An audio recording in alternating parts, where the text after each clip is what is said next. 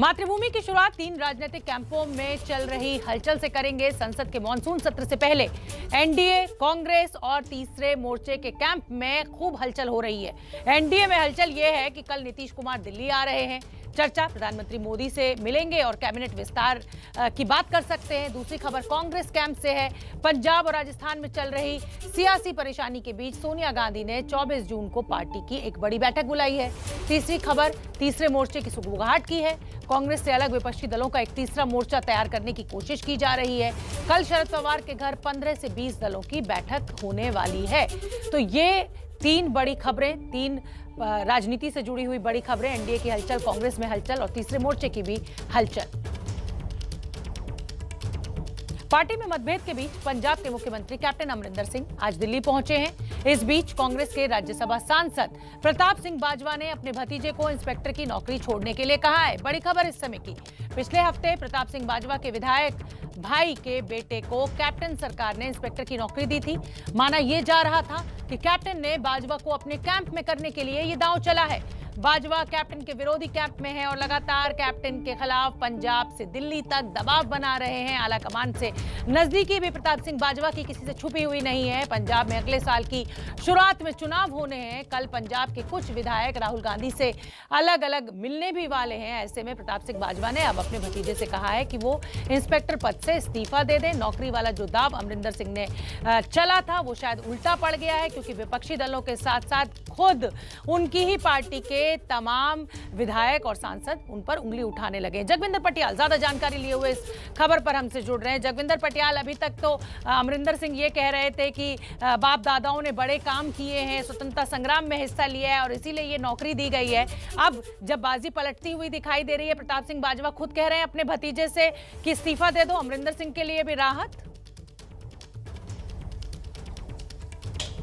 देखिए, अमरिंदर सिंह के लिए राहत नहीं है, लेकिन आफत जरूर है प्रताप सिंह बाजवा के लिए। मुझे ये लग रहा है कि प्रताप सिंह बाजवा और उनके विधायक भाई फतेह बहादुर जंग बाजवा जो हैं, ये बुरी तरह से विवादों में घिर गए हैं। ना सिर्फ पब्लिक बल्कि विपक्षी दल और पार्टी के अंदर भी तीखे सुर उठ रहे हैं कि ये सरासर गलत हुआ है।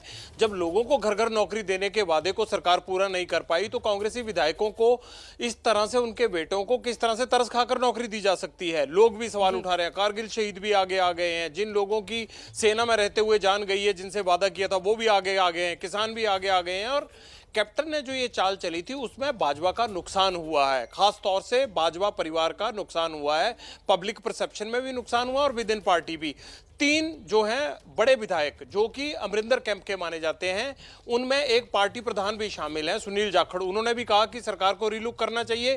कुलजीत नागरा, राजा बड़िंग, इन्होंने भी आवाज उठाई कि इस फैसले के बारे में सरकार को दोबारा सोचना चाहिए, ये ठीक नहीं हुआ। नवजोत सिंह सिद्धू की गिनती तो अलग है ही, उन्होंने तो आज कुछ छोड़ा ही नहीं। इतना कोसा कैप्टन को, उनकी पॉलिसीज को और उनके सरकार के कामकाज को कि वो सारी हदें पार कर गए। लेकिन इस बीच राहुल गांधी कल शाम को 6 पंजाब के कैबिनेट मंत्रियों से और 5 विधायकों से मुलाकात कर रहे हैं। जाहिर सी बात है कि आधा घंटे के लिए एक एक करके मुलाकात होगी और मुझे लगता है कि पंजाब की पूरी कांग्रेस की रूपरेखा कल शाम तक तय हो जाएगी और 24 तारीख तक ऐसा लग रहा है कि किसको क्या रोल मिलना है, किसका क्या हश्र होना है, ये सब कुछ जो है वो पब्लिक डोमेन में आ जाएगा। बहुत बहुत धन्यवाद जगविंदर, लेकिन आप बने रहिए हमारे साथ, क्योंकि इसी बीच पंजाब दौरे पर दिल्ली के मुख्यमंत्री अरविंद केजरीवाल जा रहे हैं। उन्होंने ऐलान किया है कि पंजाब में उनकी पार्टी का जो मुख्यमंत्री चेहरा होगा वो सिख समुदाय से होगा। अरविंद केजरीवाल आज पंजाब के दौरे में हैं और अमृतसर में उन्होंने पूर्व IPS अधिकारी को पार्टी में शामिल कराया है और बाद में वो स्वर्ण मंदिर भी पहुंचे। जानने वाली बात यह है कि पंजाब में आम आदमी पार्टी दूसरी सबसे बड़ी पार्टी है। ऐसे में दिल्ली के मुख्यमंत्री का ये बयान पंजाब की राजनीति में कि जो पंजाब का मुख्यमंत्री होगा आम आदमी पार्टी का, वो एक सिख चेहरा होगा। एक बार फिर जगविंदर पटियाल का हम रुख करेंगे, लेकिन उससे पहले आप ये 2 तस्वीरें देखिए और क्या कुछ कहा दिल्ली के मुख्यमंत्री ने वो सुनवा देते हैं। एक चीज पक्की है, आम आदमी पार्टी का पंजाब का CM फेस सिख समाज से होगा, क्योंकि हमें ये लगता है कि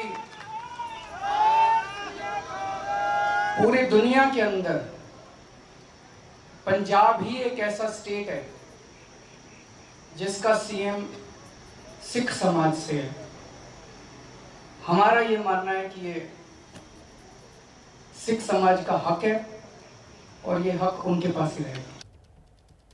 तो दिल्ली के मुख्यमंत्री अब ये कह रहे हैं कि जो पंजाब में आम आदमी पार्टी का मुख्यमंत्री पद का चेहरा होगा वो सिख होगा। जगविंदर पटियाल का एक बार फिर से रुख करते हैं, पंजाब की राजनीति पर, सियासत पर करीब से नजर रखते हैं। जगविंदर, अकाली दल जो है वो बीएसपी के साथ गठबंधन कर चुनाव में किस्मत आजमाने जा रहे हैं। कांग्रेस में आपसी जो कलह है वो मुश्किल खड़ी कर रही है। ऐसे में क्या आम आदमी पार्टी का ये ऐलान कि जो मुख्यमंत्री का चेहरा होगा वो सिख होगा, क्या फायदा होते हुए आप देख रहे हैं आम आदमी पार्टी को इस बयान से? देखिए, 1960 के बाद आज तक हमेशा सिख ही पंजाब का मुख्यमंत्री बनता आया है। केजरीवाल ने कोई नई या चौंकाने वाली बात नहीं कही है।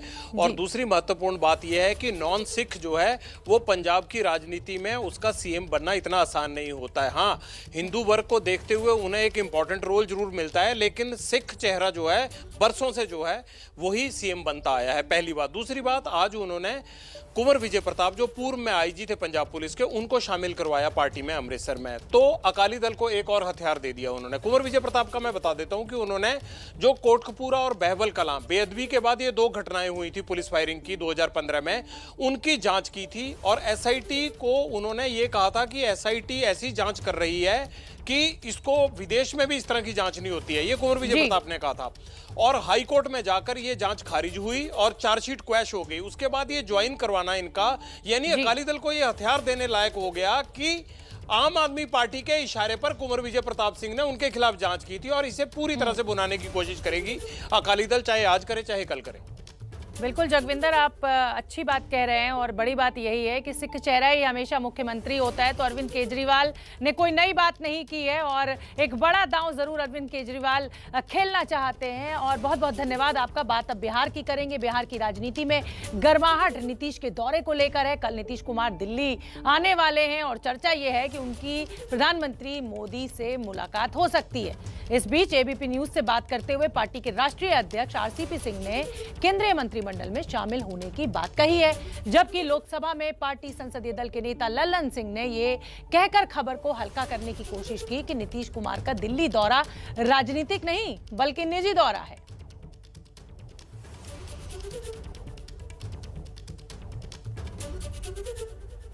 बिहार के मुख्यमंत्री नीतीश कुमार बहुत दिनों बाद दिल्ली जा रहे हैं और चर्चा ये हो रही है कि केंद्रीय मंत्रिमंडल में शामिल हो सकती है जेडीयू या जेडीयू के सांसद हैं। तो इस बारे में क्या कोई मुलाकात या क्या आप लोगों की राय है?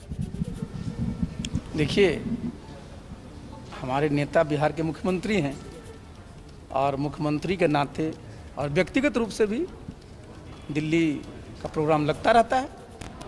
तो दिल्ली जाना कोई अपने आप में न्यूज़ तो नहीं है। और कोरोना के चलते वैसे भी लोग कहीं नहीं जा रहे थे, तो दिल्ली जा रहे हैं तो स्वाभाविक है कई तरह के प्रोग्राम मुख्यमंत्री हैं लगेंगे।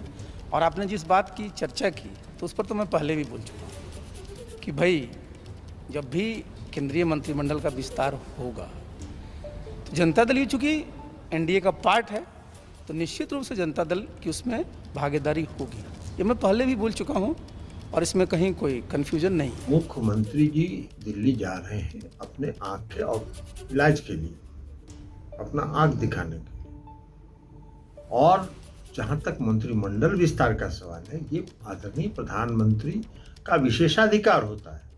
प्रधानमंत्री जी कब विस्तार करेंगे, कब विस्तार नहीं करेंगे, ये और किससे परामर्श करेंगे, किससे परामर्श नहीं करेंगे, ये उनका विशेषाधिकार है। तो इसी खबर पर हमारे साथ ज्यादा अपडेट लिए हुए पटना से हमारे सहयोगी प्रकाश कुमार जुड़ रहे हैं। प्रकाश कुमार, केंद्रीय मंत्रिमंडल में विस्तार होना है। 2019 में जब मंत्रिमंडल कैबिनेट बना था तो जेडीयू को एक सीट देने की बात हुई थी, यानी एक पद देने की बात हुई थी, जिसको जेडीयू ने इनकार कर दिया था। अब राष्ट्रीय अध्यक्ष कुछ कह रहे हैं और जो है वो ललन सिंह कुछ कह रहे हैं। क्या समझा जाए, क्या मायने हैं इस दौरे के? अब देखिए शोभना, इसको इस तरह से समझना होगा कि केंद्र में मंत्रिमंडल विस्तार अगर हो रहा है तो क्या उसमें सिर्फ बीजेपी के नेता आएंगे, बीजेपी के सांसद होंगे जो मंत्री बनेंगे, या फिर सहयोगी दलों को भी उसमें शामिल किया जाएगा। तो जाहिर है कि पहला मसला ये है। दूसरा मसला ये है कि अगर सहयोगी दल शामिल होते हैं तो उसमें जेडीयू की क्या भूमिका होगी, जेडीयू के सांसद उसमें किस तरह से मंत्री बनेंगे, कौन सा पोर्टफोलियो होगा। तो ये बातें जो फ्रंट फुट पर खेल करके राष्ट्रीय अध्यक्ष जो जेडीयू के हैं आरसीपी सिंह, उन्होंने बता दिया कि वो शामिल होने को तैयार है, फैसला प्रधानमंत्री को करना है। दूसरी तरफ ललन सिंह ने बीच का रास्ता अपनाया है, वो विशेषाधिकार मान करके कि प्रधानमंत्री का है तो प्रधानमंत्री तय करेंगे कि किसे शामिल करना है, कब शामिल करना है। तो एक तरह से बीच की राजनीति करते हुए ये दबाव है एक तरफ से कि जेडीयू तैयार है, केंद्र में भी होना चाहिए उनका, जब यहां मंत्री है तो बिहार में है, तो दूसरी तरफ ये भी बताना कि प्रधानमंत्री ही तय करेंगे किनको कितनी सीटें मिलेंगी, सहयोगी दलों की क्या भूमिका होगी। तो एक तरह से ये दबाव भी है और दूसरी तरफ रोकथाम करते हुए कि अगर किसी कारणवश इस मंत्रिमंडल विस्तार में जेडीयू नहीं शामिल हो तो ये कहा जा सकता है कि प्रधानमंत्री का विशेषाधिकार था, जेडीयू की तरफ से कोई ऐसी बात नहीं थी। बहुत बहुत धन्यवाद प्रकाश, इस पूरी जानकारी के लिए आप नजर बना के रखिए, क्योंकि बहुत बड़ी खबर है। नीतीश कुमार कल दिल्ली पहुंच रहे हैं। हालांकि कहा यह जा रहा है कि उनका निजी दौरा है, लेकिन यह भी साफ है कि केंद्रीय मंत्रिमंडल का विस्तार होना है। ऐसे में हो सकता है वो अपना दांव चलने आ रहे हो। आगे बढ़ते हैं। विपक्षी कैंप में राजनीतिक हलचल तेज है। कांग्रेस अध्यक्ष सोनिया गांधी ने 24 जून को पार्टी नेताओं की बैठक बुलाई है। सोनिया गांधी ने पार्टी के महासचिवों और प्रभारियों की ये बैठक बुलाई है। ये बैठक वीडियो कॉन्फ्रेंसिंग के जरिए होनी है। सूत्रों के अगर बात करें तो मौजूदा मुद्दों और राजनीतिक हालात पर चर्चा संभव है। उधर एनसीपी अध्यक्ष शरद पवार भी इन दिनों काफी सक्रिय नजर आ रहे हैं। रविवार को ही वो मुंबई से दिल्ली पहुंचे हैं और आज दिन में ममता बनर्जी के सलाहकार प्रशांत किशोर से उनकी मुलाकात भी हुई है। पीके और पवार की 15 दिनों में ये दूसरी मुलाकात है। पहले पीके उनके घर पहुंचे थे मुंबई में मिलने के लिए। खबर यह है कि मंगलवार की शाम को दिल्ली में शरद पवार के घर विपक्षी नेताओं की बैठक होने जा रही है। पूर्व केंद्रीय मंत्री और टीएमसी के नेता यशवंत सिन्हा के राष्ट्रीय मंच के बैनर तले ये बैठक बुलाई गई है। ज्यादा जानकारी के लिए हमारे साथ हमारे सहयोगी जैनेंद्र जुड़ रहे हैं। जैनेंद्र, एक तो कांग्रेस की बैठक होने जा रही है, विपक्षी दल जो है वो लामबंद हो रहे हैं, तीसरे मोर्चे की भी खबर निकल कर आ रही है। ऐसे में शरद पवार का प्रशांत किशोर से बार बार मिलना, 15 दिनों में 2 बार, ये एक बहुत बड़ी खबर है। क्या अपडेट आपके पास, क्या कह रहे हैं आपके सूत्र? जी हाँ, बिल्कुल। देखिए, ये जो बैठकों का सिलसिला शुरू हुआ है शरद पवार और पीके का, ये जाहिर सी बात है एक बड़ी तस्वीर लिखने या बनाने की एक कोशिश के तौर पे देखा जा रहा है। हालांकि इसको लेकर ना तो आधिकारिक तौर पर शरद पवार ही ना ही पीके ही इसको लेकर कुछ बोल रहे हैं, लेकिन संकेत साफ हैं कि कुछ बड़ा पक रहा है, खिचड़ी तो पक रही है। और देखिए, पीके आज मिल रहे हैं शरद पवार से और ठीक 24 घंटे बाद कल शाम 4 बजे विपक्ष के बड़े चेहरों की बैठक है शरद पवार के घर पे। इसकी अगुवाई यशवंत सिन्हा कर रहे हैं। उनका एक फोरम है राष्ट्रमंच, उसके बैनर तले कई विपक्षी दलों के नुमाइंदे शरद पवार के घर पर इकट्ठा होंगे और फिर बैठक होगी। हालांकि फिलहाल ये कहा जा रहा है कि इस बैठक का तीसरे मोर्चे और 2024 से लेना देना नहीं है। तात्कालिक मुद्दों पर चर्चा करने के लिए ये बैठक हो रही है, लेकिन जाहिर सी बात है अगर हम डॉट्स को कनेक्ट करें तो तस्वीर यही दिख रही है कि 24 की तैयारी ये कहीं ना कहीं है और कांग्रेस से अलग, बीजेपी से अलग तीसरा मोर्चा बनाने की तैयारी कहीं ना कहीं इसको के रूप में देखा जा रहा है। शोभना, बहुत बहुत धन्यवाद जैनेंद्र, इस पूरी जानकारी के लिए नजर बना के रखिए। कोई अपडेट होगा तो मैं फिर आपका रुख करूंगी। तो खबर जम्मू कश्मीर से, जहां आज 3 आतंकियों का खात्मा कर दिया गया। सोपोर में ये बड़ा एनकाउंटर हुआ जिसमें लश्कर के टॉप कमांडर मुदासिर को सुरक्षा बलों ने ढेर कर दिया। इन आतंकियों की कई दिनों से सुरक्षा बल तलाश कर रहे थे।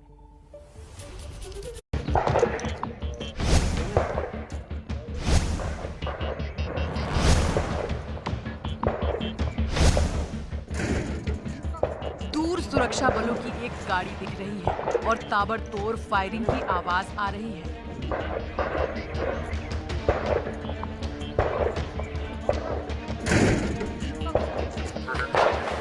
मशीन गन से गोलियां पर गोलियां दागी जा रही हैं। सेना की गाड़ियों की आवाज गरज रही है और देखिए हमारी सेना के जवान कैसे एक्शन में दिख रहे हैं।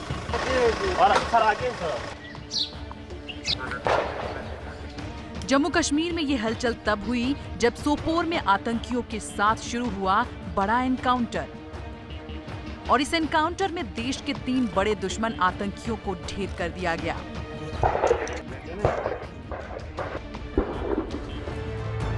और अब देखिए ये तस्वीर, इस आतंकी के हाथ में 2 पिस्टल हैं और एक मशीन गन बेल्ट से बंधी लटक रही है। देश के दुश्मन इस आतंकी का नाम है मुदासिर पंडित। ये लश्कर का टॉप कमांडर था और आज की मुठभेड़ में इसे भी इसके अंजाम तक पहुंचा दिया गया।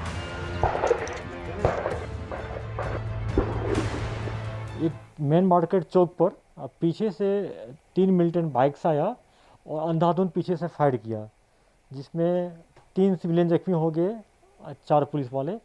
बाद में दोनों सिविलियन का डेथ हो गया, 2 पुलिस वाले का वहीं शहीद हो गए और हमारे 1 सिविलियन और 4 पुलिस वाले जख्मी हो गए। लश्कर के कमांडर मुदासिर पंडित समेत तीनों आतंकियों की सुरक्षा बल कई दिनों से तलाश कर रहे थे। आतंकियों की पहचान के लिए ये पोस्टर भी लगाए गए थे। दरअसल लश्कर के कमांडर मुदासिर पंडित और उसके साथियों ने हाल ही के समय में कई बड़ी आतंकी वारदात को अंजाम दिया था। 3 कश्मीरी पुलिसकर्मियों, 2 पार्षदों और 2 आम नागरिकों की हत्या में शामिल था। कश्मीर पुलिस के मुताबिक 29 मार्च को सोपोर में लोन बिल्डिंग के पास बड़ा आतंकी हमला हुआ था। इसमें 2 पार्षदों रियाज अहमद पीर और शम्सुद्दीन पीर की गोली मारकर हत्या कर दी थी। इस घटना में पुलिसकर्मी शफकत अहमद की भी मौत हो गई थी। और इसमें लश्कर तैयबा का जो फयाज वार है, लोकल मिलिटेंट है, और दूसरा मुदस्सिर पंडित, दोनों को आइडेंटिफाई किया गया है और हम लोग ऑपरेशन वहाँ लॉन्च करके आए हैं और पूरे ढंग से इसको न्यूट्रलाइज करेंगे। यानी लंबे समय से सुरक्षा बलों की आतंकी मुदासिर पंडित और उसके साथियों की तलाश अब असली अंजाम तक पहुंच गई है। कश्मीर में 370 हटने के बाद से बौखलाए आतंकियों का सफाया ऐसे ही सफाई से किया जा रहा है।